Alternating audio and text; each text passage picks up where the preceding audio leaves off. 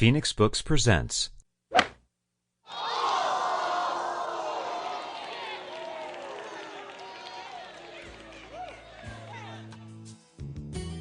And Then Jack Said to Arnie, by Don Wade.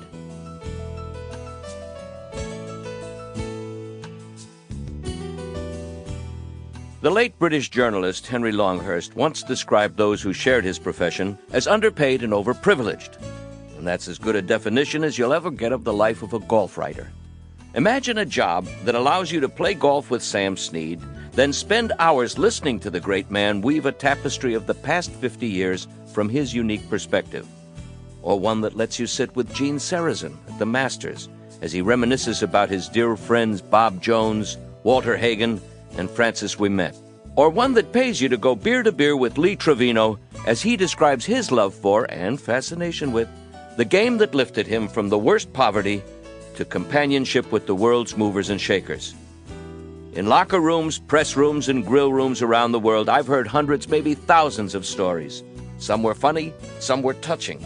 To be sure, some of the stories in this book will be familiar to golfers, but like all good tales, they often improve in the retelling. A new twist is added, a different spin is put on the ball, so much the better for everyone concerned. Some of these stories may be apocryphal. No matter, really, for they have added richly to the lore, beauty, and joy of the game.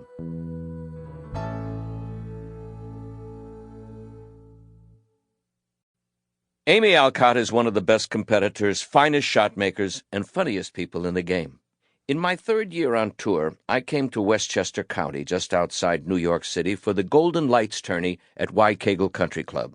For a long time, I'd heard about the nearby Westchester Country Club and the hotel there, so I thought that would be a good place to stay even if it was over my budget, recalls Amy Alcott. I played with a big executive from Hebrew National Foods in the Pro-Am, and we had a great time.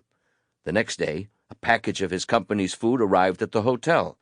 There were 2 chickens, pastrami, corned beef, hot dogs, a roast turkey, the works. I could have fed 50 people a day for the entire week. My room didn't have a refrigerator, so I didn't have a clue as to what to do with the food. On the way to the course the next day, I noticed a huge trophy case in the lobby with a lot of old trophies and some flowers.